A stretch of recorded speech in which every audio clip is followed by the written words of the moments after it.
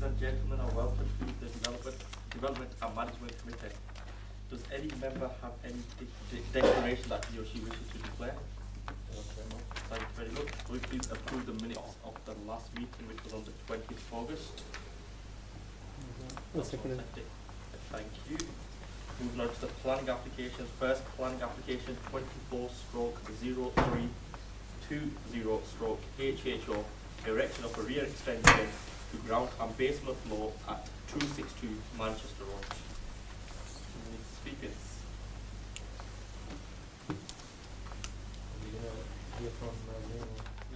Please.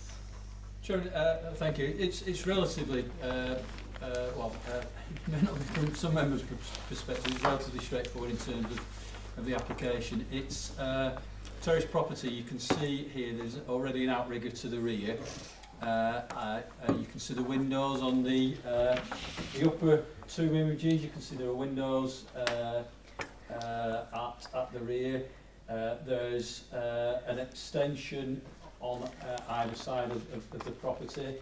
What this is seeking to do, you can see at the bottom side of is to put a two-storey extension out and a bit wider as well. You can see windows are clear there, windows are obscured there, and you see the relationship with the adjoining properties, so it will create a tunneling effect to the properties here, take light away from them, take living conditions away. It's a very clear contradiction of the supplementary planning document. It's not even close, and the issue is for the impacts on people's living environments, and quite frankly it will be a major detrimental impact on their living conditions. Can I ask a question, please, Chair, through you? I think there's another planning application on today's meeting. Is that next door property, isn't it? Yeah. I'm not sure which number it is. I'm trying to find my agenda. 264, yeah. Is this impact on 264 or 266? This one at 262 impacts on 264. Yeah. And 264 impacts on 266, and as well as on number 4 Kensington Street, due to it will bring it within the width of the backyard towards that gable window which serves a bedroom, and the supplementary planning document says 12 metres. Can you just leave the Google Images picture on, please? I assume it's Google Images, or is it one you've taken? That's Google, but we were there today, so it reflects what's there.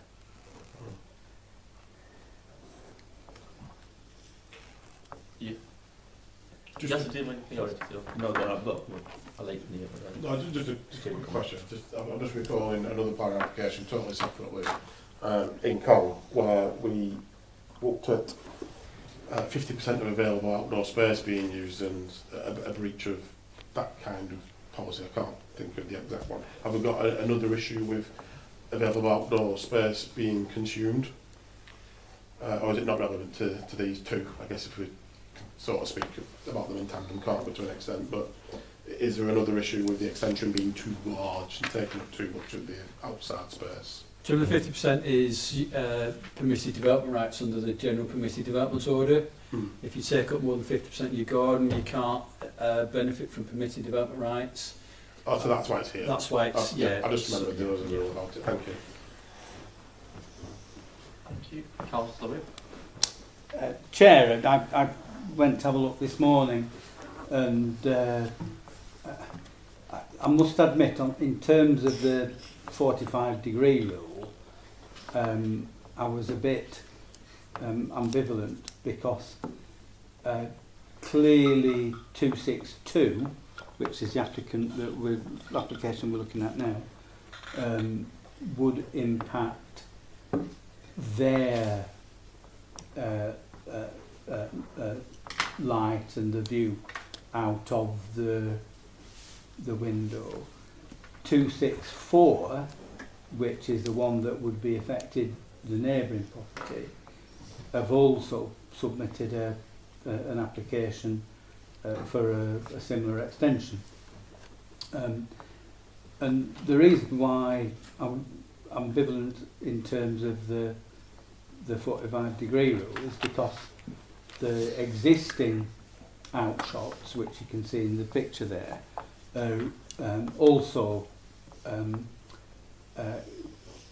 blow the 45-degree rule out of the window, and the if I can call it a living room window, the back room window, you know, is looking down a tunnel already. So I was a bit, I'm on the fence with that one. I don't think this application impacts on the number 4. Is it Kensington Street? This one doesn't. Yeah. So I don't think this one. It's a bit offset from the window in the gable end of number 4. So yeah, I don't think it's a clear cut. Yeah, well, it should be thrown out. I'm not happy with the width being greater than the existing one. So, because that clearly does go in front of the windows there, but the catch-22 is that the similar application for number 264 would affect the window of number 266, and there isn't any mitigating factor in that. You know, 266 isn't wanting to extend and accept that the light is affected. So, weigh all that up together, Chairman. I think I come down on the side of not accepting the application and turning it down for the reasons set out in the report. Just another point really, rather than a question so much. Well, his question, sorry. When we're discussing these sorts of applications, it isn't just about the residents who live there, and I know nobody's said it as yet, but it's about who might live there in the future as well. Just because nobody's complained, the residents haven't submitted complaints or issues to the council now, it's not really what we're here to decide solely, is it? It's about the future usage of the building as well, just for clarity. So I'm just looking at the portal and there aren't any complaints from residents, but that doesn't mean that it should affect our decision as such, should it? Chairman, for me, planning's about looking after the public good. What is the correct? What standard of living environment should we give people within that, as well as space? And I understand people need to expand, etc. Chairman, we do accept in the design principles that the 45-degree rule will be broken on occasions, and you can have up to 4-metre extensions at single storey, for example, and that will often breach. That's a kind of compromise. This is going beyond that, and it's going higher, and it's upstairs windows. You know, this is, in my view, from a planning perspective, a very, very poor living environment that the residents would end up with. I do concur with everything Councillor Whip said, and in your commentary there, when Councillor O'Connor and I just went to visit on the way here, and looking at it on the pictures, you sort of think, well, who's going to be really affected, I guess. But the tunnelling effect is true for future residents that would perhaps occupy that. Current residents might be okay, but also the number 4 Kensington there, they had the window looking onto the side back street, if you will, and they will significantly be encroached upon, not just because of the size of the proposed extension, but it's going to be a lot taller. It's going to be the same height, isn't it? So it's going to take up the height, any light that's coming from the height, and the width and the breadth and the depth is going to be significantly encroached upon. So I didn't hear Council Whip move anything, but I would also agree that this should be refused at the moment. Yeah, give it away. Councillor Yasser? Thank you, Chair. Just a couple of points. First of all, one or two more questions, please, Chair. Sorry, I was trying to remind myself what more on writing. Yeah, 262 and 264. Do we know? I'm not sure if it's a relevant point or not. Are they known to each other, or is it the same applicant? It's not the same applicant, is it? Not same applicant, no. Same architect, but not the same applicant. Is it a coincidence then? It's the same type of. I know we can't look at that, but it's not the same people that live at 262 and 264. I haven't investigated who lives. I just know that Oh, but it's not the same applicant. They're not the same Okay. applicant. It's not. The same applicant, yeah. The reason I say that, Chair, is that when we look at the report, the only reason for refusal is that it had an overbearing impact on the residential amenity of neighbours, resulting in an unacceptable impact on the living environment on the occupants of number 264, who obviously we've got an application for immediately following this one. And that seems to be the only reason for refusal. I don't think anything been moved yet. I think one of the suggestions was about the tunnelling effect, which I'll come on to. In terms of the tunnelling effect, that's obviously impacting 26. This application effectively, isn't it? 262. It's not affecting anybody else. So it's the impact on 262 that we're refusing it on. 264. Sorry, it's 264. Is that going to be a reason for? Is that one of your suggestions for a reason to refusal, or is that part of your generic thing about having an unreasonable impact or on 264? Is that part That's of the the whole reason for That's the whole refusal, recommendation, Chairman. Right, Yes. okay. We've not had any objections. I think Councillor Gladdy was saying, I've not seen a comment section. Looking at the report, it doesn't look like we've got any comments. That's fine, Chair. I'll have some more comments, but I'll see what others say. Any other speakers there? No further. I do understand where Councillor Iqbal not leading to, but your commentary there haven't been objections, which is why I sort of asked the question about are we talking about here and now and the residents. If you go to the front of the building, I don't know if they're family or they're friends of each other, but they've got the same fascias, the same doors, the same windows, everything's quite neat looking, and I presume they might have even knocked it internally, who knows.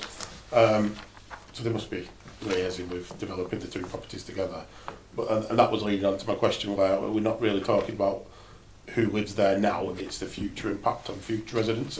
But not only just that, that's not a reason for planning refusal, it's what are the rules as we sit looking at them. And the report says that the EMV2 is breached part 1.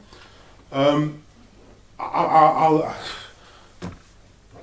move refusal on the grounds of what's stipulated in the report. I do think it clearly breaches the rules, the guidance as outlined, so I would move refusal for the reasons as outlined, and supplementary, I agree with the commentary that Councillor Whip has made regarding the tunnelling effect, the overbearing impact that it will have on the future residents of next door, even if the current residents don't mind.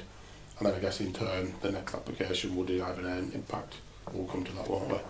But on next door and across the gable end there. So I'll move refusal. I'll second that. Oh, sorry.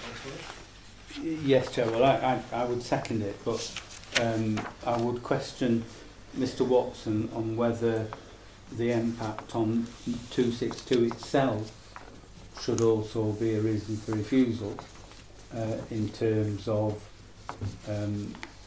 obscuring the windows of the existing house. So I understand where Councillor Whip's coming from. Normally you wouldn't do that on an application from the same applicant. It's really the impact on neighbours that you will go on, so it will be a difficult one, I think, to square away an appeal, to say you're refusing it based on the impact on your application. Yeah, good question. Well, It is a good question. Again, you think about the future. Yeah, I get that. no, I mean, I think it's a reasonable thing to include, because clearly the extension would build across the existing windows, and I think that's undesirable. So I mean, I think it would be a legitimate reason. I'm not going to insist on it, but I think it is a consideration.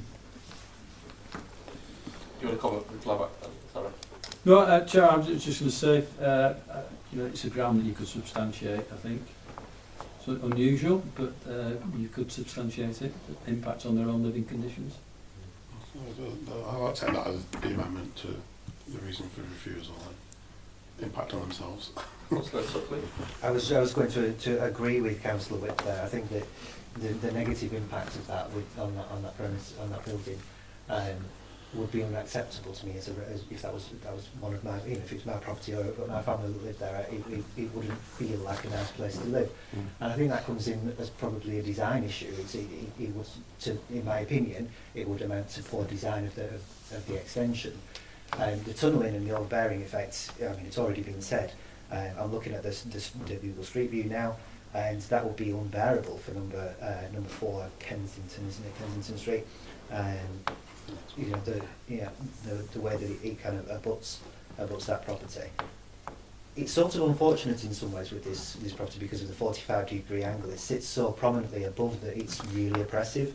If it was a flat land, it may feel different. The building sits so much higher above the others that you know, it's as I say, it feels unfortunate. But in Pendle we know the lay of the land what we like. We have lots of hills and valleys. The thing that really concerned me is the way that it creates a very narrow alleyway into the property from the rear.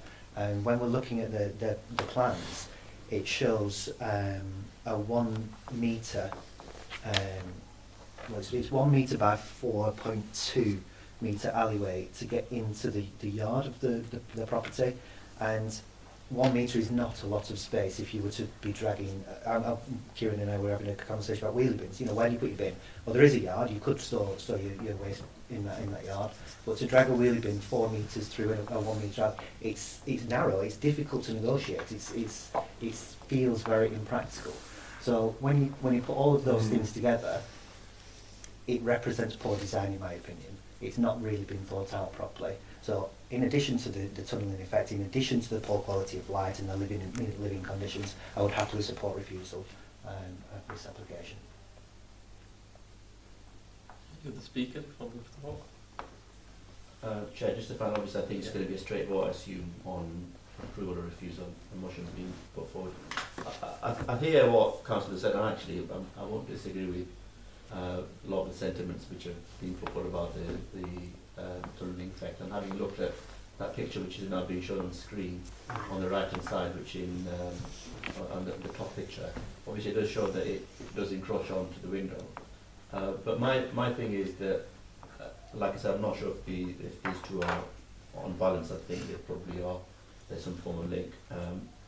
But if there's no objection from 264, then I think that's something which we ought to consider. But yeah, Chair, I'm not sure I can say anything more really on this. I'm not sure if there's any more speakers who can go through. Any speakers? So all those for refusal? 7. 4? Abstentions? Confused. That's been refused, thank you. Second application 24/0321 HHO, erection of a rear extension to the ground and basement floor at 264 Manchester Road, Melton. This is like deja vu.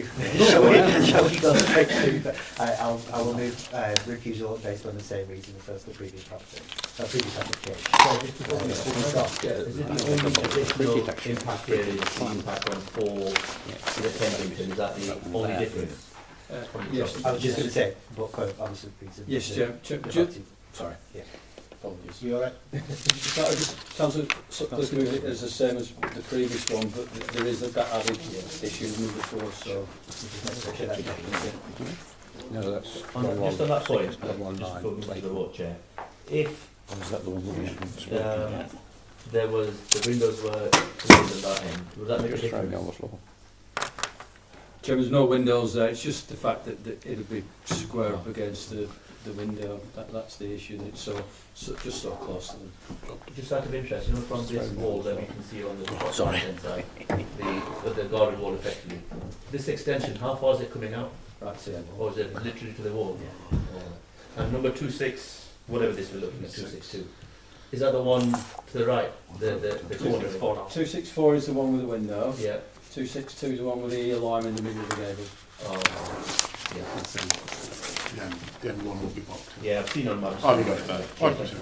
Thank you, Chair. Councillor Sutcliffe. Just in response to my comments that I was making in moving the refusal, I was surprised to see that number 4 Kensington wasn't actually mentioned on the application, because I think that the impact on that property is applicable on both applications.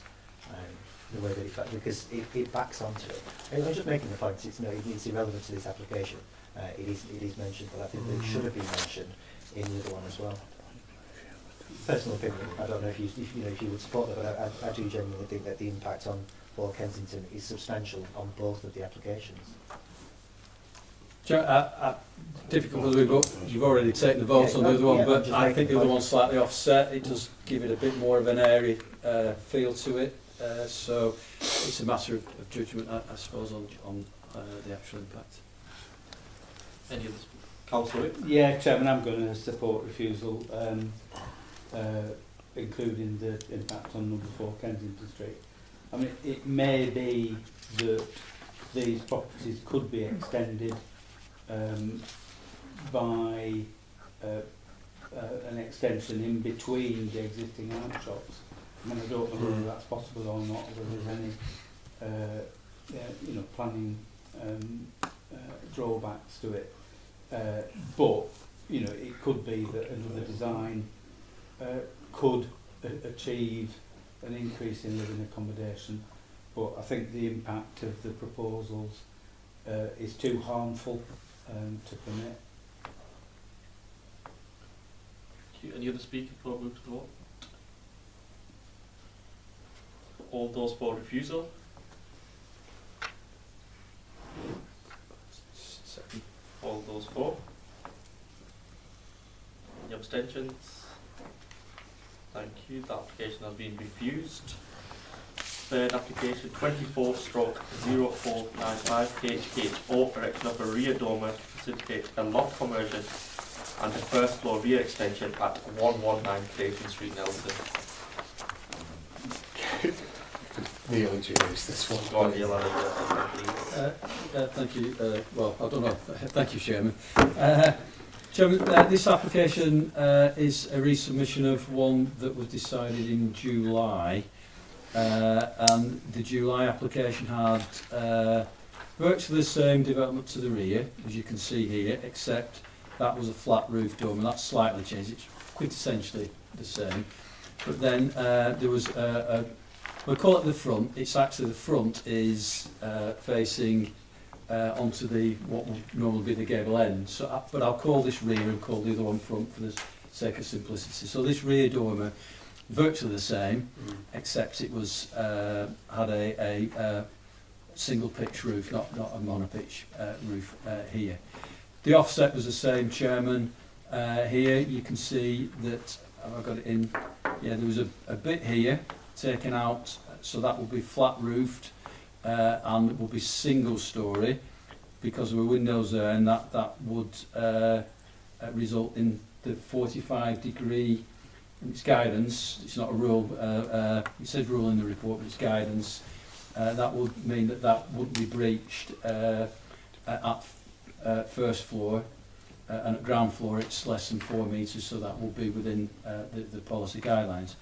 So, Chairman, committee took the decision and to refuse, and the minute says, by virtue of its position upon a prominent roof slope, the dwelling, the proposed dormer would have an unacceptable impact on the design of the original dwelling. That referred to the dormer on the other pitch. You can see this, if you will, is the opposite side to this. That's the other side of the house. That had a dormer on there, that's been removed.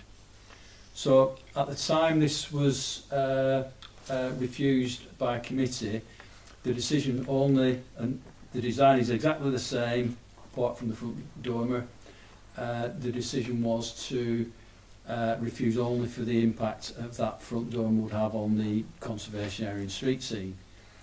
Chairman, in making decisions, we have to have consistent decisions.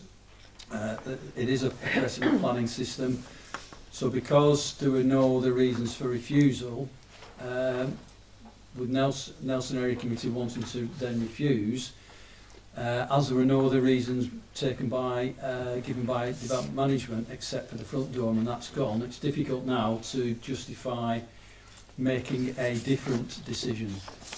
If you make a different decision with the same information, it's likely on appeal to result in an award of costs, because as a council we will be changing our mind, you'll be changing our mind, whatever we call ourselves, with the same information, same impact, same policies, etc. So removing the front dormer then would take away the reason that committee had for objecting to this application. Everything else being the same, it's difficult to justify refusing something that is effectively the same in all other respects except for that front dormer.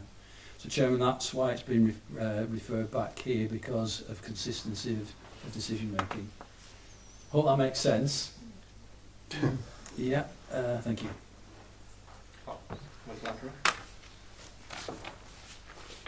Hypothetical. I'll start with a hypothetical question, just indulge me for a second.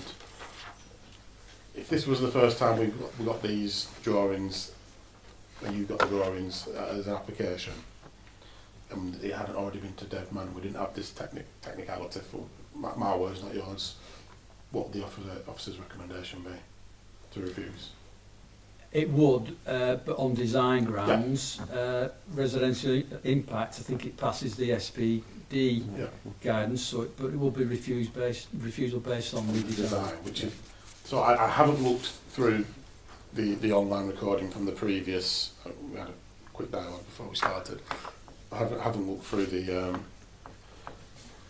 for the recording of the meeting where we refused it, but from memory, as I was sat here, it wasn't the desire of the committee, or the phrases and the reasons that were discussed weren't specifically around the front door. It was the whole thing. I remember Councillor Tennant saying it's not an extension so much as a new floor, and that really stuck with me. And others sort of concurred and we disagreed in certain bits, but you know, everyone did say it's like a new floor, not a front and rear dormer, and we all agreed, and that was the decision basis. So again, hypothetically, if this went to appeal, if the decision today was to actually refuse again, and it went to appeal, would the inspector be bothered about the recording? Would they look back and think this is a technicality where the wording was incorrect and this is what the committee actually wanted? I can see that on the video, which is what I think it would show.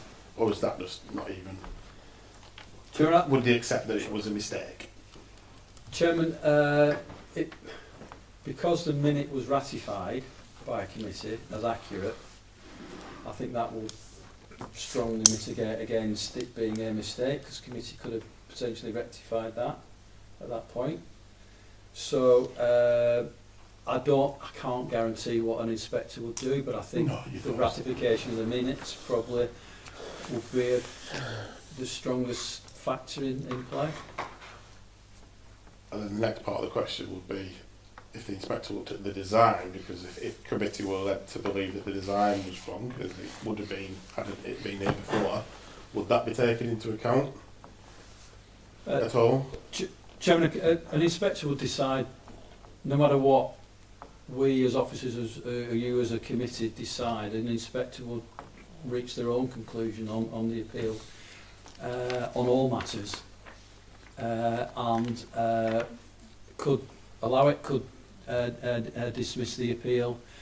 But what the issue would be, the appellant would say consistency and apply for costs, because regardless of the outcome, I shouldn't be here having to argue about issues that have already been decided by a committee. So regardless of the outcome, there might be an application for costs. But an inspector could dismiss it. Yeah.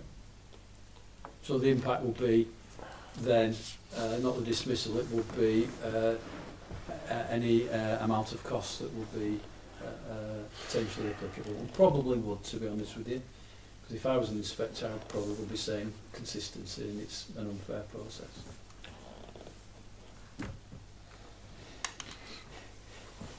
Later. Yeah, I'm a Councillor McGladry. My recollection, I haven't looked back at the video either, my recollection was it was turned down en masse. It was nothing to do with front or back dormers. So I was a bit, shall I say, confused, which is something I don't get that often, but I was a bit confused when it came through, when it came through to area committee last week, saying this had only been refused on the front dormer. Because that certainly wasn't my recollection of the last development management meeting. Councillor Whip. Thanks, Chair. I don't think I agreed with a majority of colleagues when we discussed this application last. But I think if the reason for refusal didn't include the rear dormer and the extension, then we are in a position where we can't resist it. Well, you could resist it and end up forking out all the costs associated with making a flawed decision. Now, the recording of the meeting, the video of the meeting, isn't the official record. The official record is what's in the minutes, and as Mr. Watson says, those minutes have been approved. So we can't, duck and dive now and say, but if when it was moved and voted on, it wasn't precise and it didn't include those specific reasons, I don't think it can be now rejected, because we do have to be consistent, and so I would move that we do approve it as recommended. Thank you, Chair. I'm just looking back on the original application to make sure I understand. Obviously, there's been some confusion. What we thought we were doing previously, I accept that there's been mistakes along the way, and clarity should have been made at the time. So I'm looking at the front elevation on the original application. It's got 2 windows on the front, Neil. And what I'm asking is if they would have been, by virtue of what we're discussing now, are those windows approved as part of the design process, as part of that application? So those 2. Well, yes, they're already there. So They're not. Well, On the property. oh, sorry, no. Not already. They will be permitted development Right. Okay. That's under Schedule 2.1 of the. I was just going to say. so even in a conservation area. Even in yeah. Okay. Yeah. Right. Yeah. Right. That's all I wanted to ask. So, thank you. Yeah, I'm just wondering if, like Councillor Whip said, if we go for approval, would it set a precedent, possibly, on anyone else in that case, or can we ring fence it if it's been an error on the council's side? Sure, I'm not clear. It is. I've been looking through the notes, and there are lots of conversations had. Councillor Tennant, I've just read, said she had no issues with dormers, but it was about building up. So there's lots of debates going on in there. I'm not so certain it was a mistake as such, but perhaps an omission about what the committee actually wanted to do. That might be more like it. I don't think this is a precedent issue because the committee have looked at it and decided that in principle dormer at the rear is fine and they're happy with design, so it's not a precedent issue. The front one would have been a precedent, but at the rear there's plenty of dormers in Whitefield. I just didn't want to be more busier.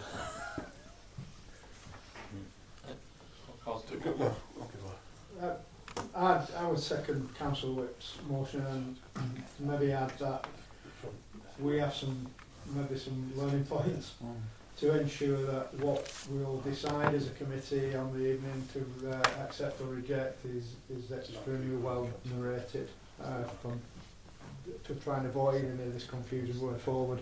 But for consistency, that's why I support and second it. Well, thank you. And you want to speak? Sure. Councillor. I was just a bit confused. I've seen so many drawings. I'm sorry to take up more time. So I'm not sure what colour front, back, rear, and left and right. But in terms of the Albert Road junction, looking at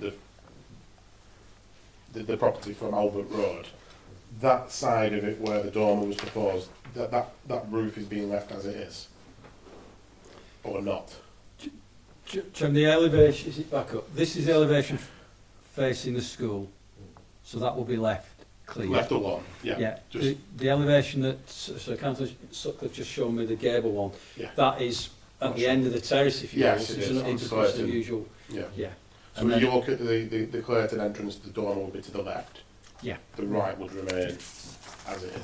Yeah, on unbroken. Yeah, sorry, just and then the rear back street extension, we're talking about that This- one there. This is that, yeah. Yeah, got you. I was just getting confused since we saw many different drawings. Thank you. Regarding the conservation, regarding the conservation area, so Councillor O'Connor mentioned that we set a precedent, and I guess every decision's taken on its own merit would be one of the kind of answers that you'd have made. In terms of the conservation area, that was a concern that we discussed in some detail. Again, we didn't all agree, but I thought that was one of the reasons for the refusal, because it was in the conservation area. The report doesn't mention it because of this technical flaw, as I'm phrasing it.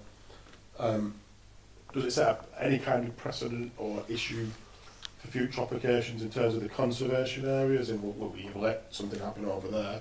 Why can't we have it over here? Is there any precedent or issue because of specifically the conservation? So through you, Chairman, the debate there, I'm looking at, there were lots of different views, I've got to say, Yeah. looking at my notes here. But mention was made of the commercial properties opposite, that it's in a back street, that it wasn't at the rear sensitive, the front was discussed in a different way. So taking in the context, if it's in a commercial area, it's at the rear, the view taken was that was not unacceptable in the conservation area. So it's not a precedent. You've actually said it's okay in its setting. So no, it wouldn't be. I don't remember that, but yeah. Well, yeah, and so yeah, I mean the committee's decision may come to that conclusion. Well, Councillor Yasser. Thank you, Chair. Chair, obviously this has come to us, I think, well, certainly on the committee that I was on the fourth time now. First at the Nelson Area Committee, and then it came to this committee, and it's been brought back. And I think I've been consistent in the throughout the applications in suggesting that we approve. And I think I'm not sure if I moved it, but certainly one of the people who voted for approving the previous application. So I think whilst there was a debate at the last Nelson and Brighton Area Committee, and the majority of the members voted to refuse the application rather than approve. I think there was only two of us which voted for approval. And there was some valid points I think made in respect of the impact and the type of application, but I think ultimately what it comes down to is the consistency, and I can't really, even listening to what Councillor Tennant says and what was discussed at the area committee, depart from what I've previously voted in, because there's nothing materially different apart from the things which Neil has outlined. But I would make a comment in respect of what I recollect at the last meeting, and I think it's right that there was a debate as to what councillor, and I think Neil's looked at his notes. I do remember Councillor Tennant's issue being that actually it seems to be building up rather than a dormer, and I think Councillor McGladry is right that that's something again that stuck in my mind.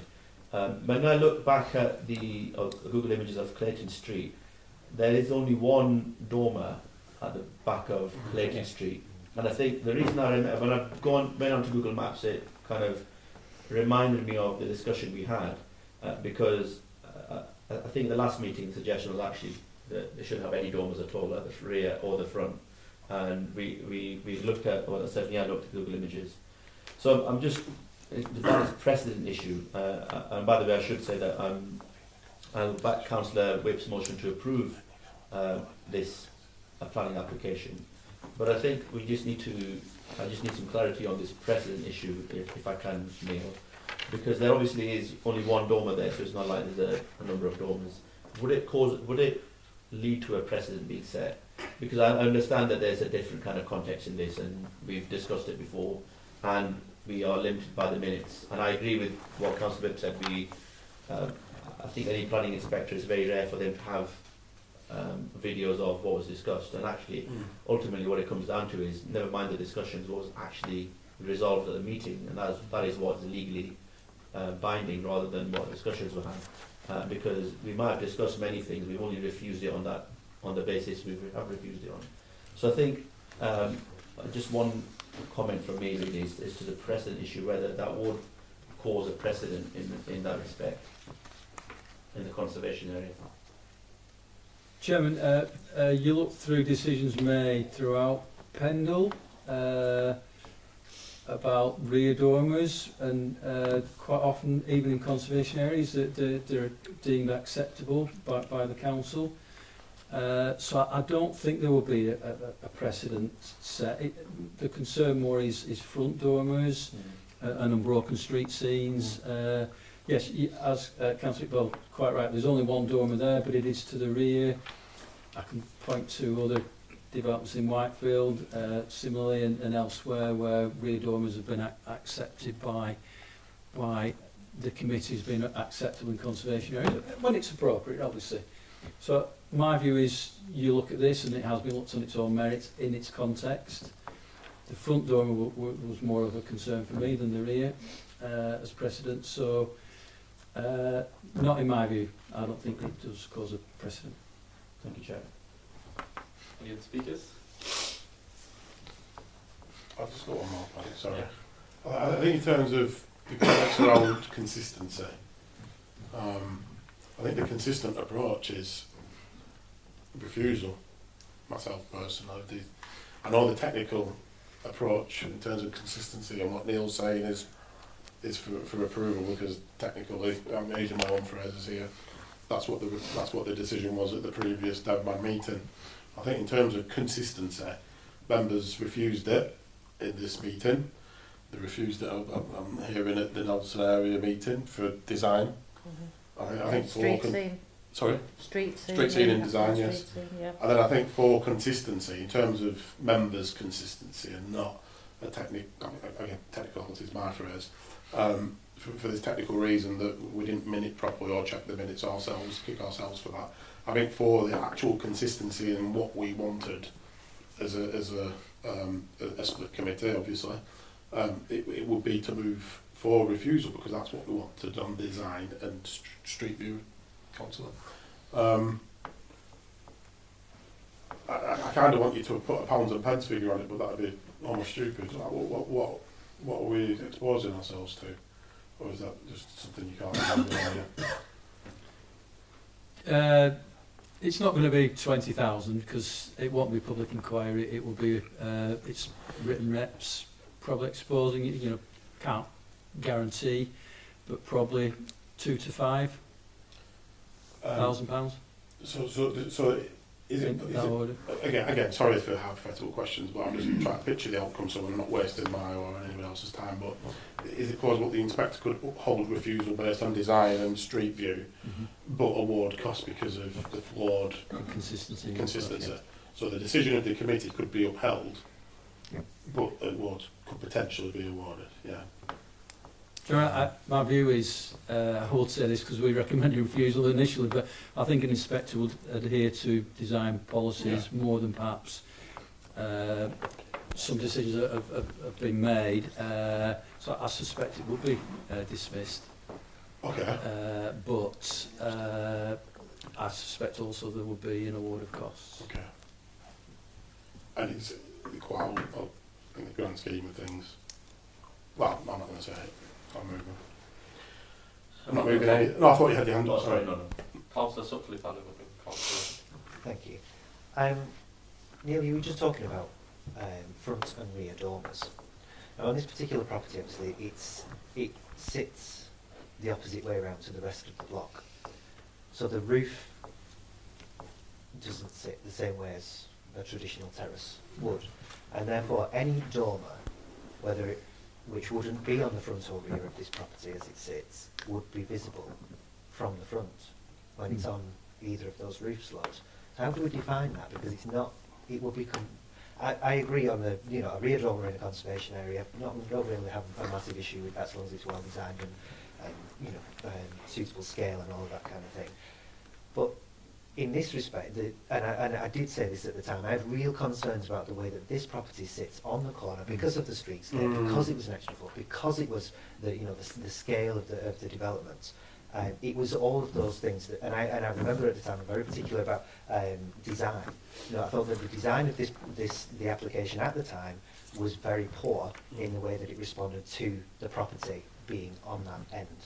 Now, you put a dormer on either of those roof slopes, it is visible from the front of the property. So I still think that everything that we've said about dormers on the front of the property, whilst it's not situated on the front, it is directly visible.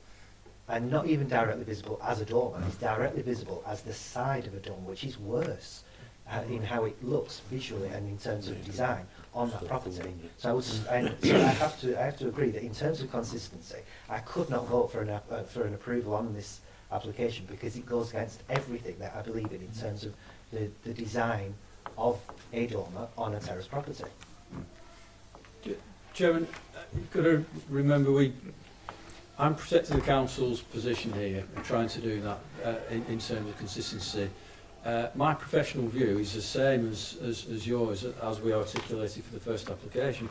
I think the design of that dorm is awful. But it's not about that now, it's about the consistency of decision making of the council, and when the council makes a decision there has to be consistency. That's what this issue is about.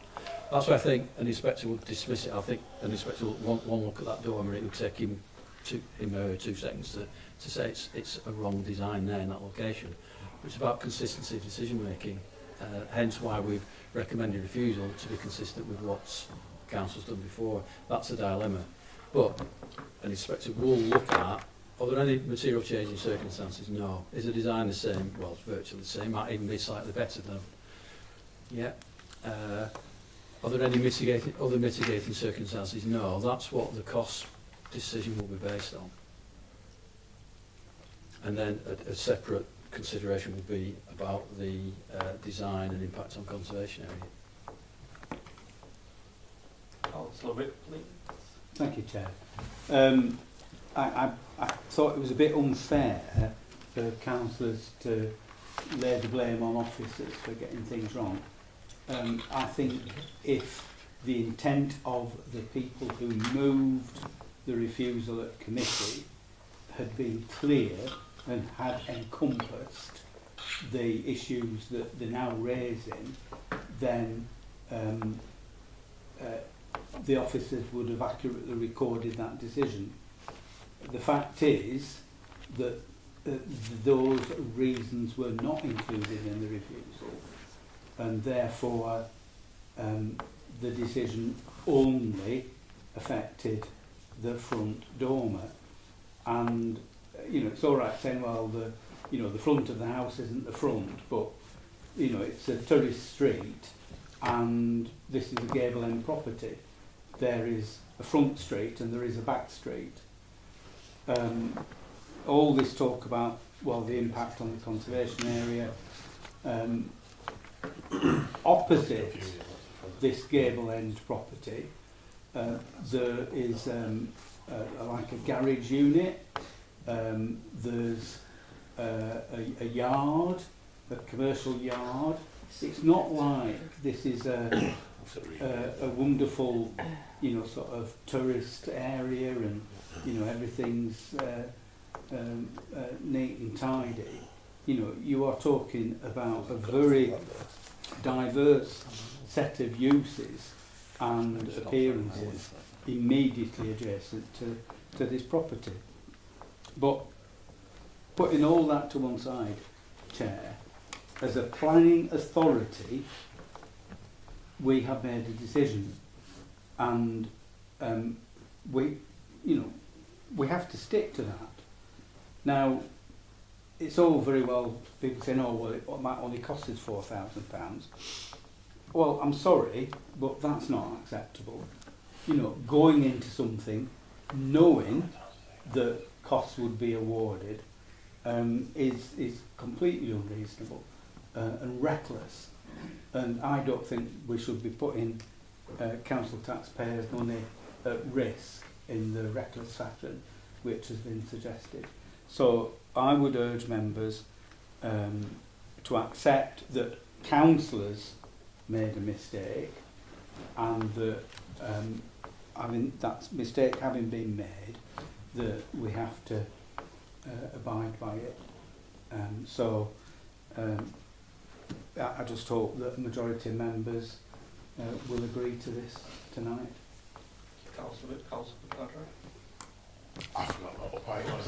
No, I do agree with the sentiments there. I will just clarify and make it clear that I do entirely take responsibility for the minutes of the meeting, and Councillor Whip's absolutely right. If any officers felt that any members here were putting blame on the officers, it's absolutely not the case. I apologise if that came across to any of the officers. I think it's a good point to make. It's been not heated, but a debate, and we certainly weren't painting out as if the officers made the mistake. It's members that ultimately have the responsibility to check the minutes. So Councillor Whip's correct there in raising that issue. I think my point that I can't get away from is this consistency. Again, we have two views of what consistency is. A technical one, again, my words, and then what we actually wanted in here and what Nelson Area wanted.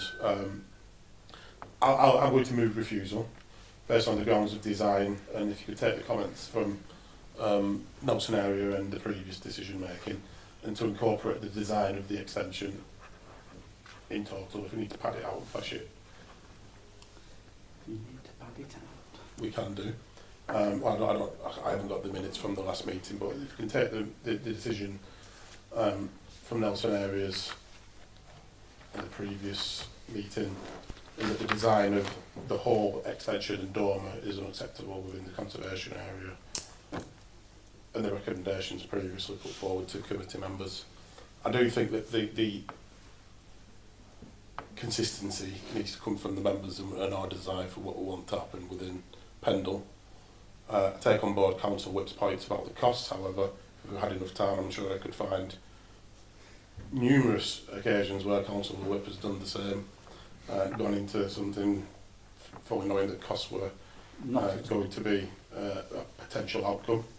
But this is one of those things where it's a conservation area.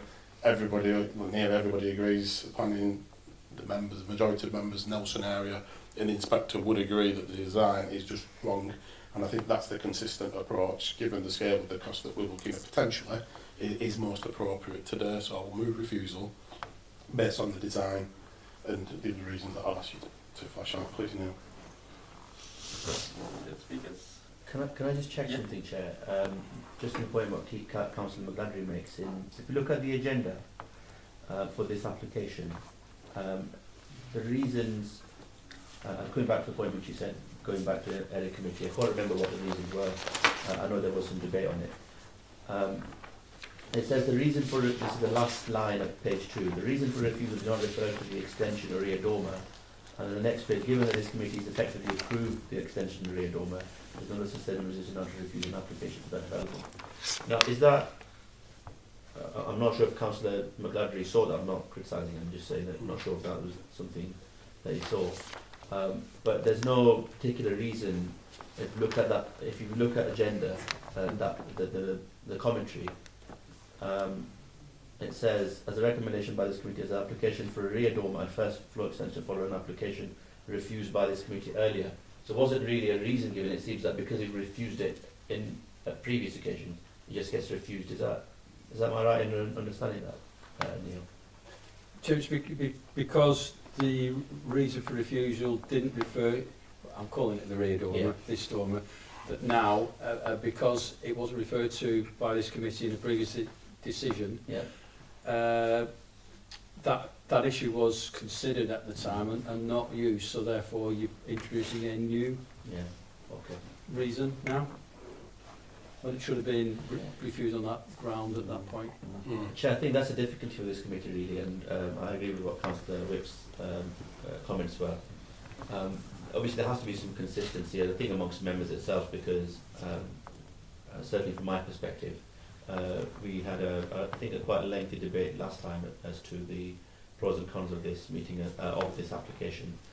So I think based on consistency and based on what we previously decided, and this not really being materially different apart from the main factor which has been now removed, which is the front dormer, I think we should move for an approval. Any other speakers before we move to vote? I haven't been seconded yet, Chairman. So does anyone wish to second Councillor McLaughlин's refusal? I will. So we move to the vote. Yeah. All those for approval? No. Or are we doing it on the refusal? Yeah, first? amendment. Take a vote on the amendment which was moved by Councillor McLaughlin, seconded by Councillor Sutcliffe. All those for refusal? 4. All those for Against, yeah. against the refusal? Against refusal, so Yeah. effectively approval. Against. Against. 4.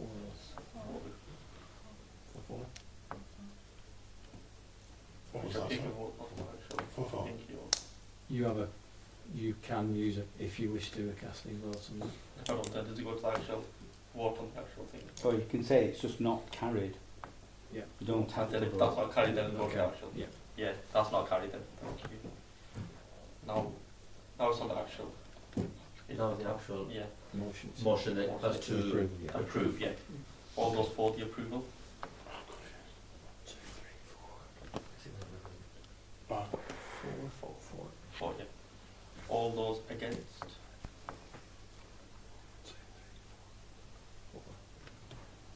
Shall we fall on casting vote?